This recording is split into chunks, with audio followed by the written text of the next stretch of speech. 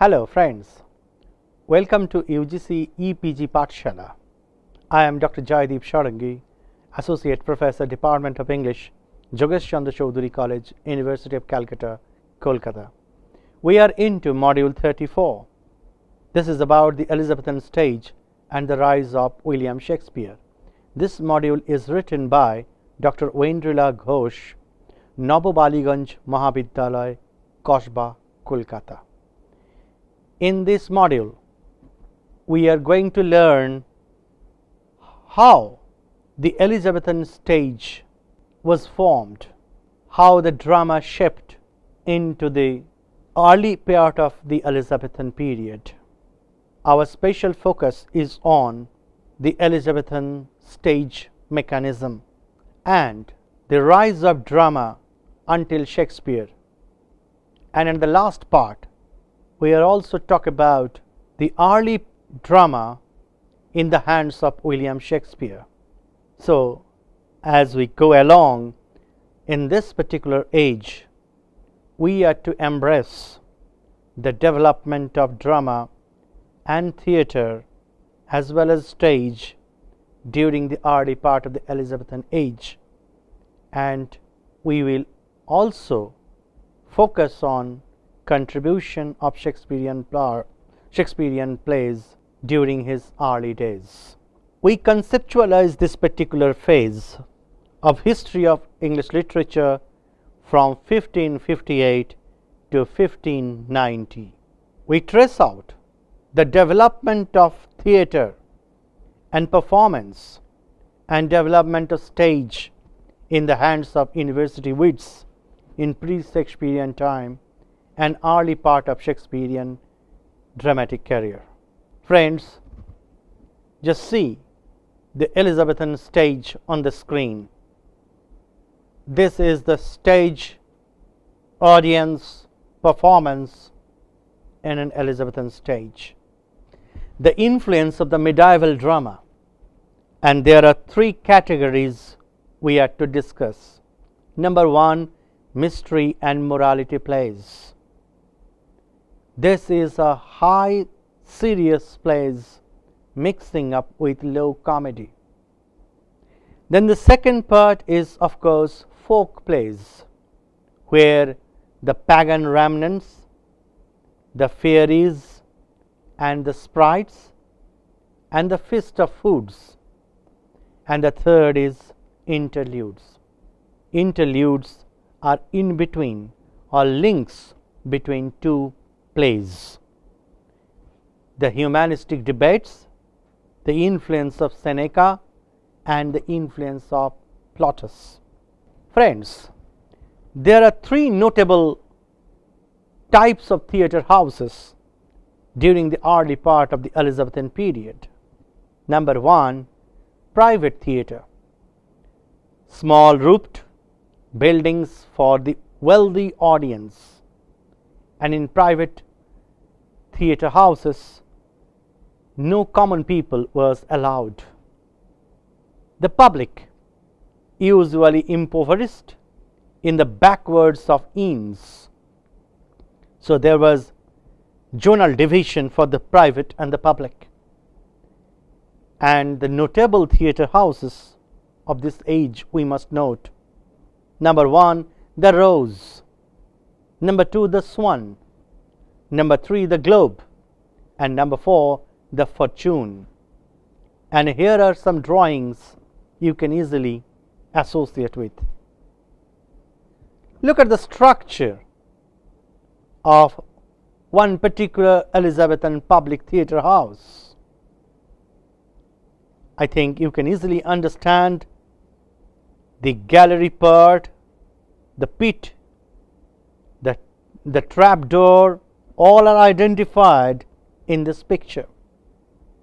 The public theatres were either a round, square or octagonal with wooden structure which consisted with unroofed courtyards, roofed galleries, then the pits, the courtyard discovery space, hut and the trap door, and look into the best of this theatre, where you will find where the spectators seat.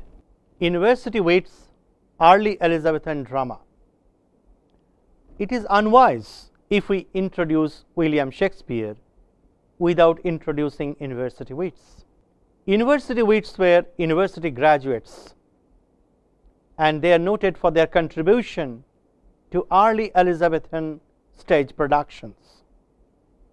In this we may mention names like Christopher Marlowe, George Peele, Thomas Lodge, Thomas Nash, Robert Greene, John Lilly. John Lilly, 1554 to 1606, wrote courtly plays for companies of child actors. His plots moved around elegant debates, and he is famous for euphemistic language. He wrote some of the immortal plays. Then Robert Greene, best known as Shakespearean critic, contributed a lot to the pre-Shakespearean drama. Similarly, George Peele and Thomas Lodge. But the most important person among the University Wits was Christopher Marlowe, 1564 to 1593.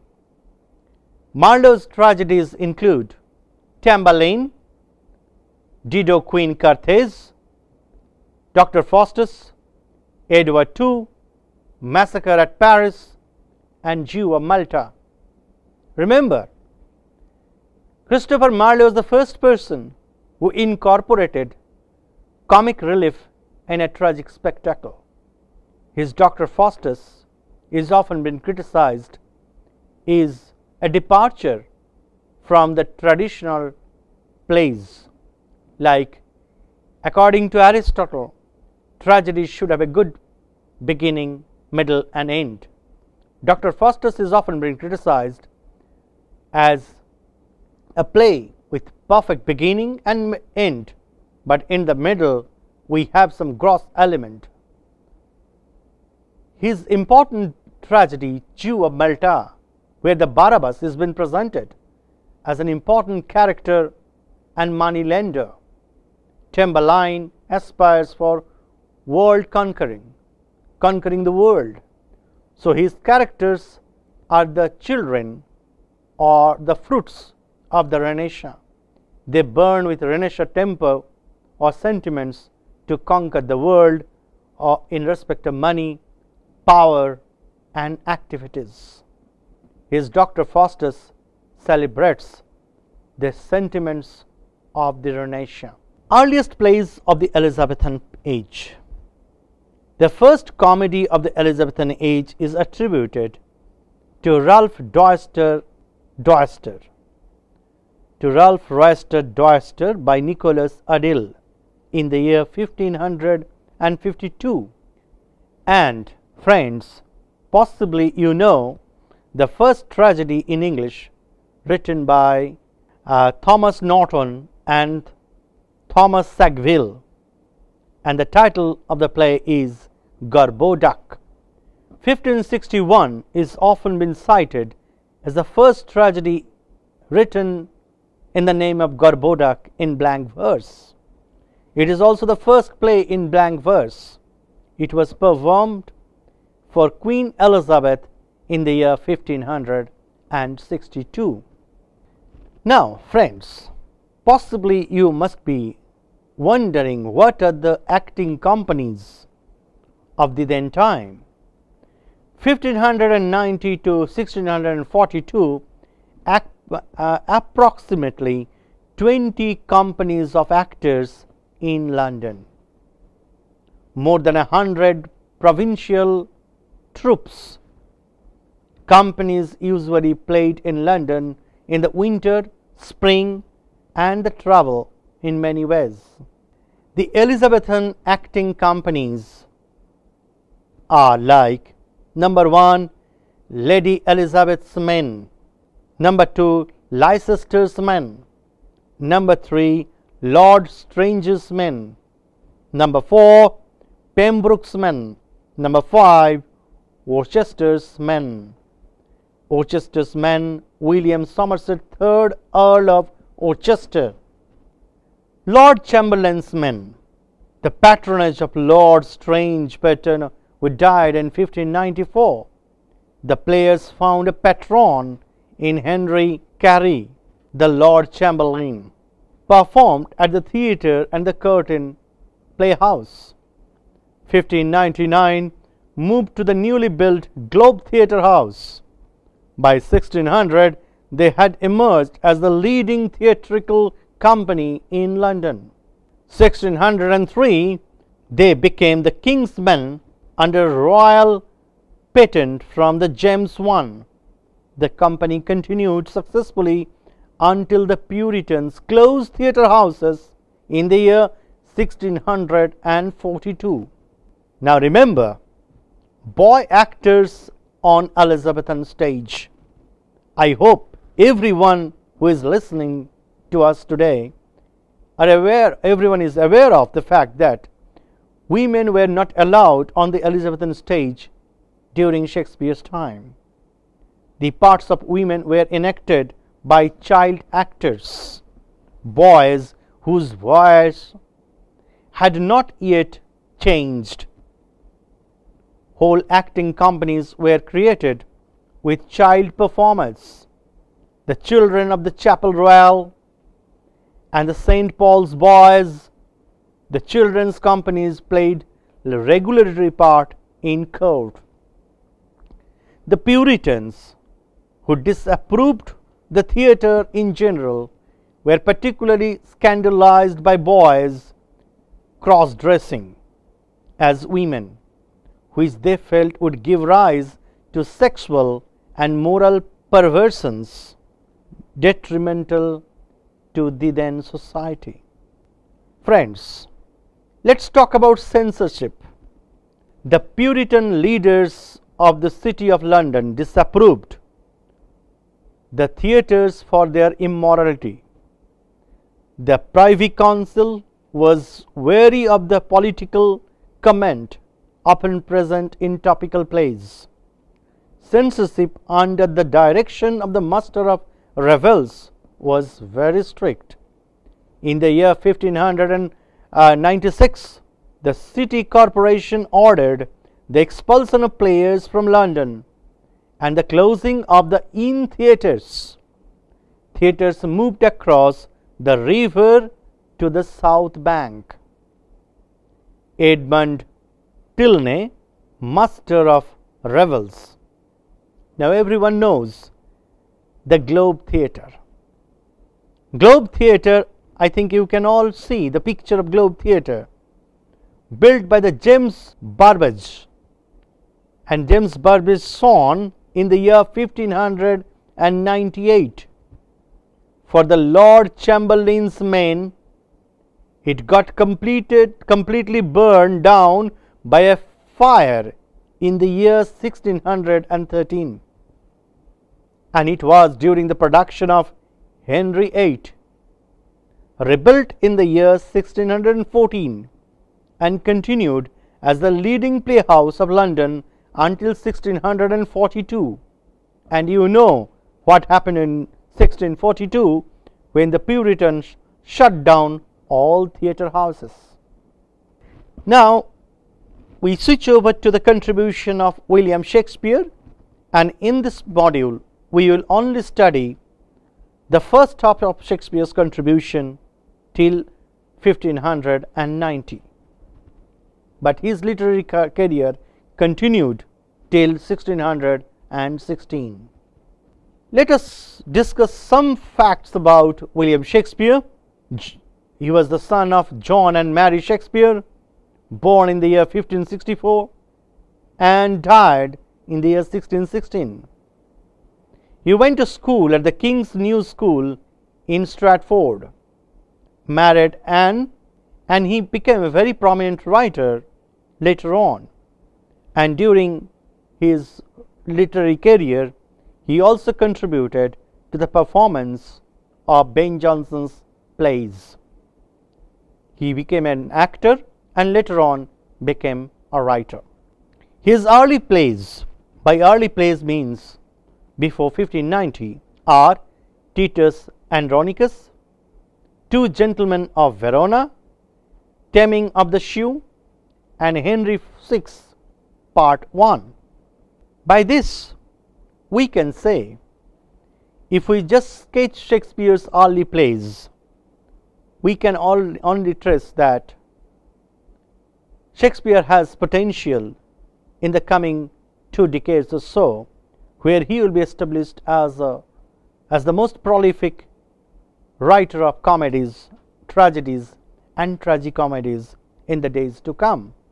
But we should not forget the contribution of University Wits before Shakespeare came into being. Christopher Marlowe, Peele, Lilly, and all contributed and paved the way for William Shakespeare. In this module 34, we try to encapsulate our ideas on the development of theatre, stage, houses in pre-Shakespearean time. We try to embrace our ideas on the influence of medieval dramatic tradition on early Shakespearean playwrights. We also discussed at length on the University Wits and their contribution. We concentrated on the theatre houses, different categories of theatre houses during that time, and we focused on the role of Globe Theatre, Public Theatre, and the private theatre houses during pre-Shakespearean age. We concluded our module with references to early Shakespearean works till 1590 AD. Hello friends. For this particular module, those who are advanced learners can refer to Arthur F. Kinley, A Companion to Renaissance Drama, Oxford publication. Number 2, Edward Dowden, Shakespeare, A Critical Study of His Mind and Art, Atlantic Publishers. Then Arthur Kinney, A Companion to Renaissance Drama, and Andrew Gurr, Playgoing in Shakespeare's London, Cambridge University Press. These are important reference texts for your further knowledge. Now let's watch audio visual on public theatre houses.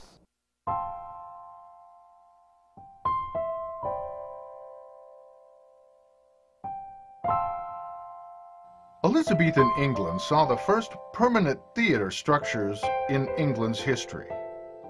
The plays that were performed in England previous to this were done in temporary outdoor structures or in buildings that were used for purposes other than theatre.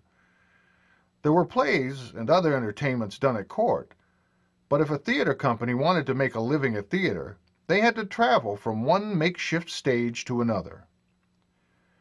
It wasn't until a man who was both an actor and a carpenter by the name of James Burbage undertook to create a permanent structure for the performing of plays in 1576 that England had a theatre for play production. The name of the first theatre of England was aptly called the Theatre. Burbage leased a plot of land just outside the city limits and undertook to create a structure that would be large enough to hold many paying ticket holders and to accommodate a stage on which plays would be presented. Burbage had to create a building that could control the patrons as they entered to see the play. His theatre was a business, and he was trying to come up with a simple structure that would make money. Since there was no existing theatre to use as a model, Burbage put together a theatre structure based on several other buildings and architectural arrangements that accommodated similar entertainments. Burbage's theater plan was soon adopted by many other theater companies and stood as the basis for theater throughout the Elizabethan period. From surviving records, we know that the theater was a simple wood structure that was polygonal in shape. There was no roof on this theater, so there was no need to devise a way to light the play productions that were performed there. Inside the theater, there were galleries that rose up perhaps 2 levels high. In these galleries were benches or seats where patrons could pay a little higher ticket price to view the action from above the stage. To utilize as much of the interior of the theater as possible, Burbage also sold tickets to the pit area below the stage. The pit was a dirt floor that surrounded the stage on 3 sides. In this sense, it was the first thrust theater space. In the pit, patrons, known as groundlings, would stand to view the play production. The price of admission into this area was only a penny. The theater was the model for what became known as the public playhouses. These theaters were called public playhouses due to the fact that they were intended for the general public. Plays were performed in the afternoon, as the only source of lights for these productions was the sun. Here is a drawing of the only existing drawn image of a public theater that was actually rendering during the Elizabethan period. All other images of public theaters of this period are conjectural drawings based on records that were passed down. This drawing was done by a Dutch traveler who sent back this picture of the Swan Theater in a letter to his home. There were 3 major influences which led to the physical structure of the public playhouses. Those were gaming arenas, inns of court, and medieval staging practices. The location for popular pastimes in Elizabethan England were the gaming arenas. These were wooden structures of a polygonal shape that, with raised seating and a pit with dirt floor, bear baiting and bull baiting took place. In its best-known form, arenas for this purpose were called gaming arenas, or bear gardens. These polygonal-shaped structures consisted of a circular, high, fenced area called the pit and raised seating for the spectators.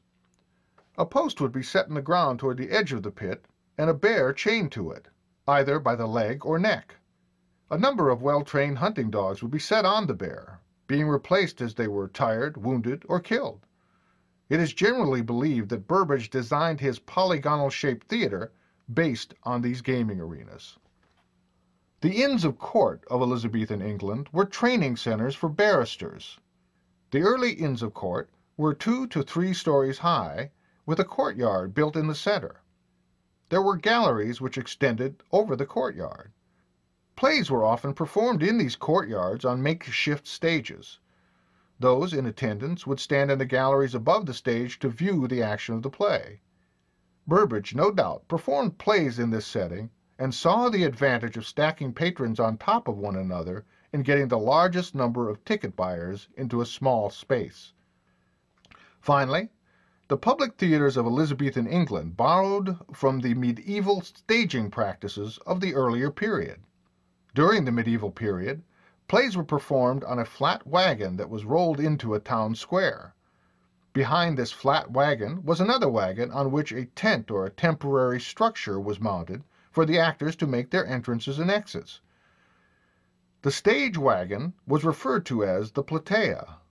The scene house wagon was referred to as the mansion.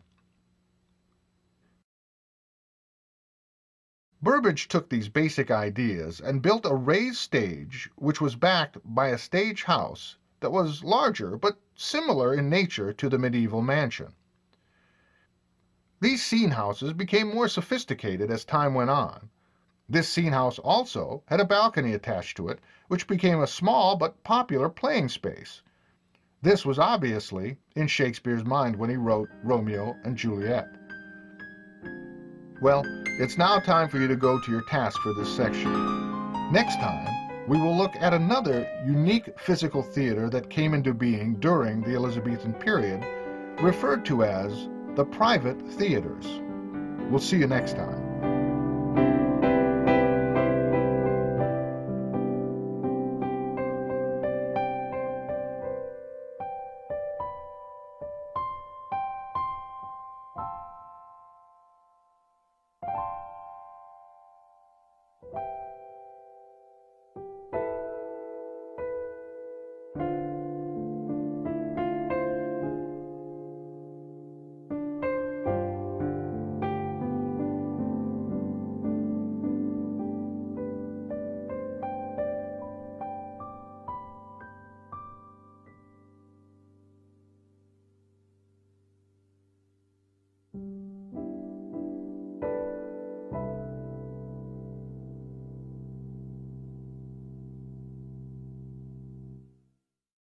Now let us watch audio visual on private playhouses.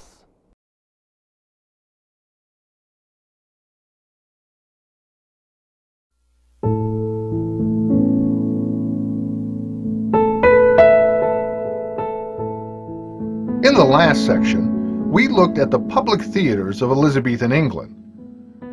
The public theater structure of scene house and raised stage, which evolved from the medieval mansion, affected the way that plays were performed during this time period. The scene house, from which actors could make their entrances and exits, were a permanent part of the playhouse. There was also an upper section of the scene house that could be used for additional scenes, or from where musicians could perform during the play production. This arrangement made for little opportunity for scenery. There were some conventions that were used for scenery, like occasionally an actor would bring a limb of a tree on the stage to convey to the audience that the action occurred outdoors, or a banquet table was brought in from the stage house to indicate that the action was taking place in a banquet hall. The scene was most often set by what the characters were saying as they entered. If a character was commenting on the stormy weather that was approaching as he trotted along this rocky road, the audience knew that the scene that followed was out of doors. If the character commented on the aroma of the food cooking, the audience would then allow themselves to be transported into an Italian kitchen. It's often thought that this limitation forced Shakespeare and the other playwrights of the period to devise some of the most beautiful and descriptive language of any play, so as to allow the audience to use their imagination and create beautiful settings in their minds. While the public theaters were becoming very popular in London, their limitations caused the creator of the first permanent theatre of London, James Burbage, to consider building an indoor theatre. This led to the creation of the private theatres of Elizabethan England. Burbage was further induced to create a playhouse other than the theatre because he was embroiled in conflict with the landlord of the property on which the theatre was built. He learned that his landlord was planning to seize the property once the lease was up. So, he made arrangements to build a smaller version of the theatre inside a monastery. The monastery was inside the city limits of London, and, because it was under the jurisdiction of the Crown, the Puritans were unable to prevent its construction. The monastery was the Blackfriars, and, as was the custom, the monastery housed a school for boys. One of the activities of the educational program of a monastery school were public speeches, musical presentations, and recitations. It's likely that Burbage worked out an arrangement with the head of the monastery to build a theatre that the boys could use during the day and where his own play company could perform at night. While it's uncertain why these playhouses were referred to as private theatres, it's generally believed that because they were smaller, they needed to charge higher admission that was affordable only to the affluent. As a result, they functioned more like private clubs rather than a public facility such as the public playhouses or gaming arenas. They also differed from the public theaters in that they were constructed inside existing structures that had a roof. They were lit by candlelight or torches. They also had a stage and scene house like the public theaters, but they were much smaller and, in many cases, much more ornate.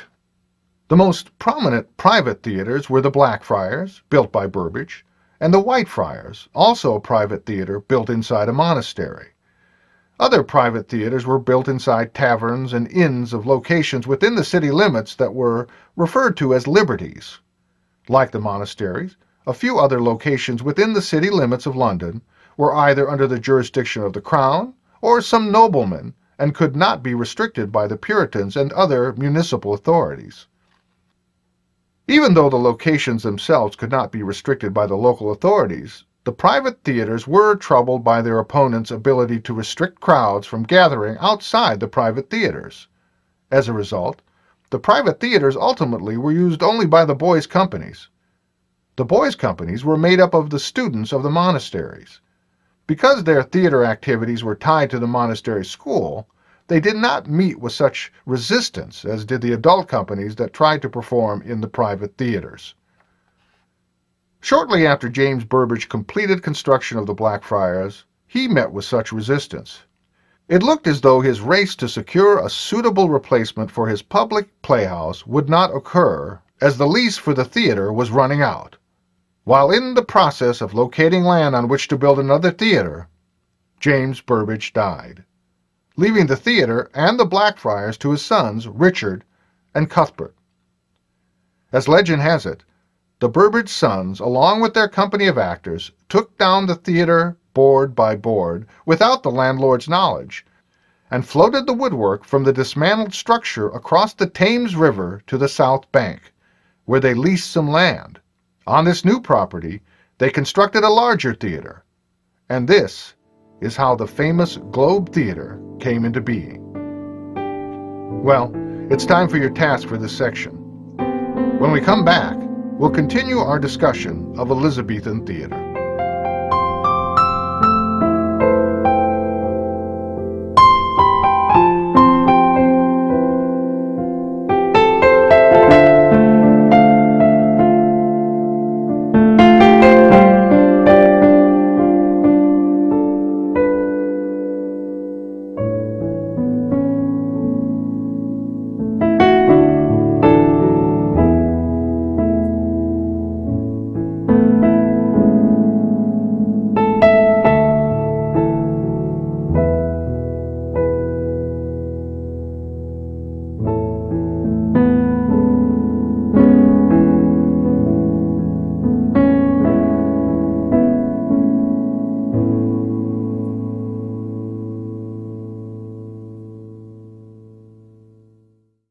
Now let us watch audio-visual on playwrights.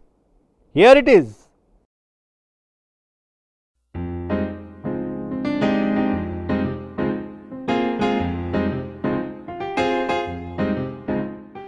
Elizabethan England produced some of the most influential and pioneering playwrights of the English-speaking language. William Shakespeare wrote during this period. It was a fertile field for the Elizabethan playwright. Even though there was much resistance by the local authorities, the plays and playhouses which surrounded the London city limits were immensely popular to the general public. The influence of the Italian Renaissance made accomplishment in art and learning the goal of every ambitious Londoner. The popularity of books supplied the playhouses with a literate public which raised the standard for the quality of their work. But the playwrights during this period also had to appeal to the lower classes that were not well educated. The challenge of appealing to this broad spectrum of potential audience members quickened the efforts of the playwrights of the Elizabethan England period and inspired them to write some of the greatest plays of all time. Perhaps the most lively and prolific group of playwrights to write for the theater at this time were referred to as the University Wits. The University Wits were a group of university-educated playwrights who were engaged in a friendly competition to outdo each other in the creation of plays based on the Senecan model. These men became celebrities around London, and their plays, while very highbrow, were very popular with all of the play-going public. Their plays often espoused ideals of the Italian Renaissance, and they tended to create three types of plays that became the staples of the Elizabethan stage. Such authors as John Lilly, Robert Greene, and Thomas Nash set the standard for playwriting in Elizabethan England. Perhaps the most prominent of the University Wits was Christopher Marlowe. Christopher Marlowe was admired during his lifetime for writing plays that were highly accomplished in their use of blank verse. We'll consider blank verse in our section on the iambic pentameter. Marlowe created villainous characters who had admirable qualities. Characters in such plays as The Jew of Malta, Tamburlaine, and Edward II shed the shackles of common morality to pursue their own personal ends. This made for very daring and breathtaking drama in its time. There were three types of plays in which Elizabethan playwrights excelled. These were the tragedies, the histories, and the comedies. The tragedies of Elizabethan England departed from the ancient Greek tragedies. They lacked the episodic structure and the attention that was paid to propriety. In this way, the Elizabethan playwrights were truer to their Roman counterpart Seneca. By his example, the Elizabethan playwrights excelled in what became known as the revenge tragedy. And perhaps no playwright achieved admiration and popularity more than the playwright Thomas Kyd for his revenge tragedy, the Spanish Tragedy. In Kyd's drama, there is much violence and deception.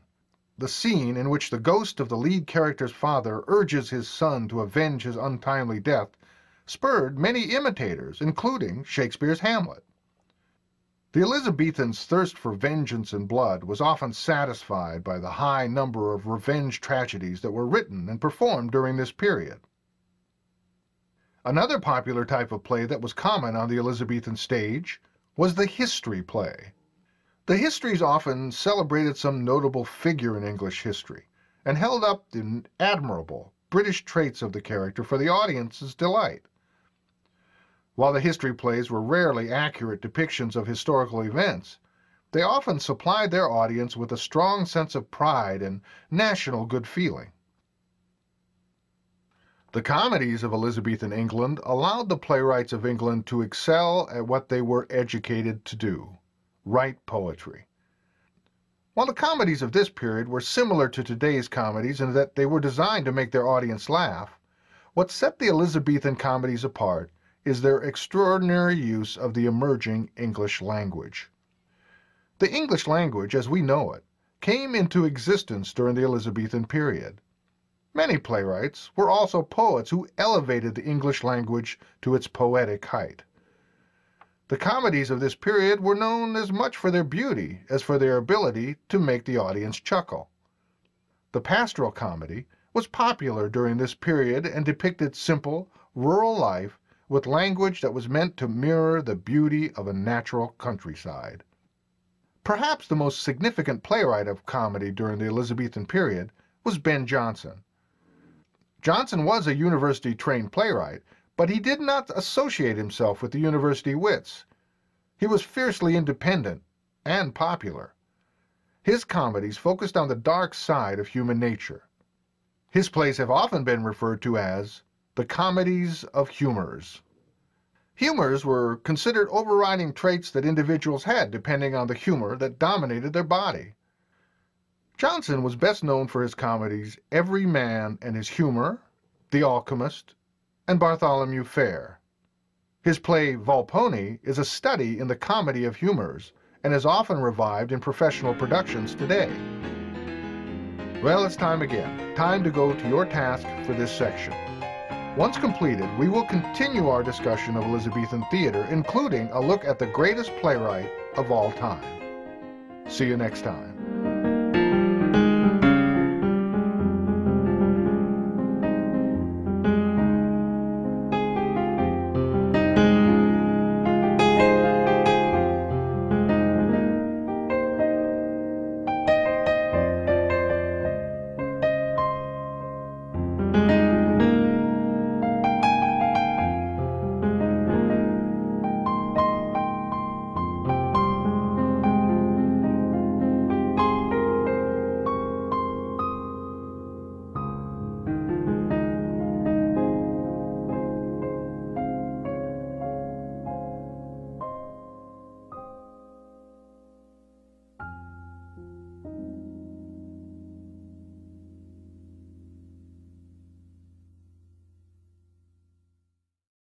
Now let us watch Shakespeare's Globe live here. Hey, this is Mr. Sato, and I'm going to talk about Elizabethan theater. When people talk about Elizabethan theater, what they're usually talking about is William Shakespeare and the theater of his time. It's called Elizabethan because Queen Elizabeth I was the English monarch during the first part of Shakespeare's career. His plays were first performed between 1589 and 1613. London was separated by the River Thames from an area called Southwark. To American readers, these words look like Thames and Southwark, but that is not how they are pronounced. There was no bridge over the Thames at the time, and you had to pay a boatman to carry you across. Southwark wasn't included in the legal boundaries of the City of London, so London's laws didn't apply there. So naturally, people went there to do the things that they weren't allowed to do in London. It was what we now call the bad part of town. This painting by William Hogarth depicts Southwark about 100 years later, but it gives you an idea. There were taverns where people got drunk on beer and ale. There was gambling, prostitution, pickpockets, and other criminals, as well as a lot of animal cruelty that most people today would find barbaric, like cockfighting, which is where you get two roosters to fight each other to the death, and then you'd bet on one or the other to win. And also bear baiting. Bear baiting was when a captured bear, sometimes with its teeth pulled, was chained to a post and set upon by vicious dogs. The bear couldn't fight back very well, and people cheered on the dogs as they attacked and eventually killed it. It was cruel, and Shakespeare hated it. He referred to it more than once in his plays. Theater was another thing that was illegal in London. It wasn't the high-class art form we consider it today. It was considered common and crude compared with the poetry recitations, which the nobility preferred.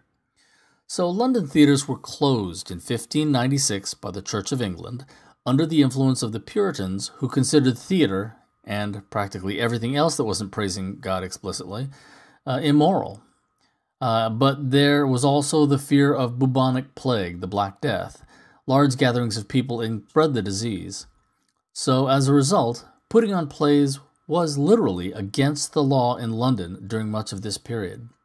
Shakespeare had to dismantle his theatre board by board and rebuild it in Southwark.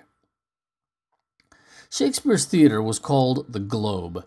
It was a round building. Shakespeare called it the Wooden O. Like a stadium, it was open air in the middle, with a thatched roof around. One thing they didn't have was artificial lighting, so all productions took place in the afternoon. The inside of the theatre probably looks similar to this 1596 drawing of the Swan Theatre, which was another theatre in Southwark. Inside there was an elevated stage, a balcony above. It was really the gallery over the back of the stage where audience members could be seated, or musicians. It had a cannon that could be fired for battle scenes. No cannonball, obviously, just the gunpowder.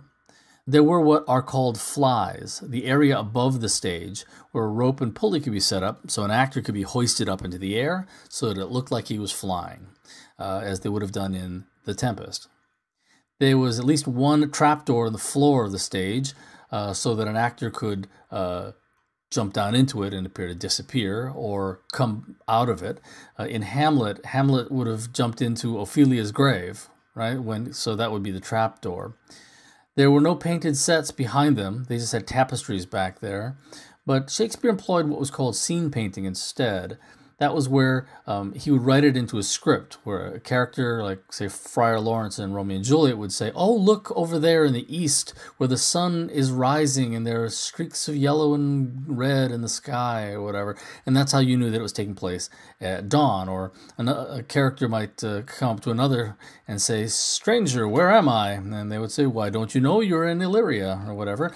And that's how you knew you were there. So that's what they would do instead of having elaborate painted sets like they would have later in theater history.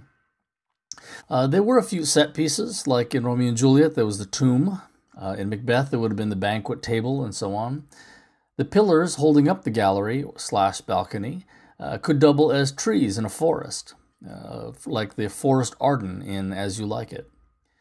And because there were battle scenes and duels, they would have had armor, blunted swords, stage blood, music, and sound effects. So these plays, remember, they weren't just words on a page, they were living, breathing theater. Now, to advertise these shows, they raised a colored flag to tell people across the river what kind of play was being performed. A white flag meant they were putting on a comedy, like Midsummer Night's Dream. A red flag meant a history play, like Henry V. A black flag meant they were putting on a tragedy, like Romeo and Juliet or Othello. Upper and middle class audience members paid 2p for a seat, but they could pay up to 6p for the best seats. Poorer people paid just a penny to stand in front of the stage, exposed to weather. These poorer audience members were called groundlings. Vendors would walk around selling oranges, roasted hazelnuts, beer and cider, the way people today might buy hot dogs, peanuts and soda at a baseball game.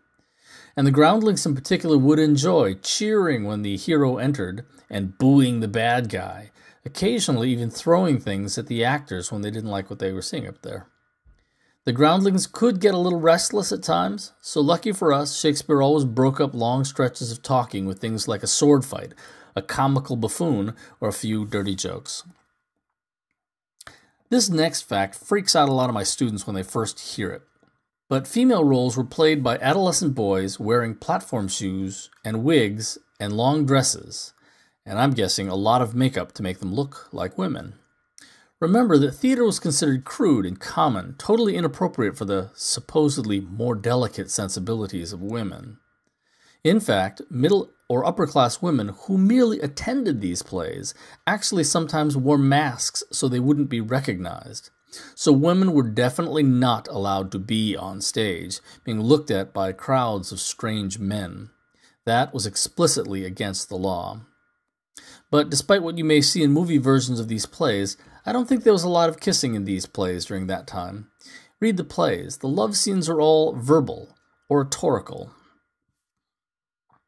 Today, William Shakespeare is widely regarded as the greatest writer in the English language.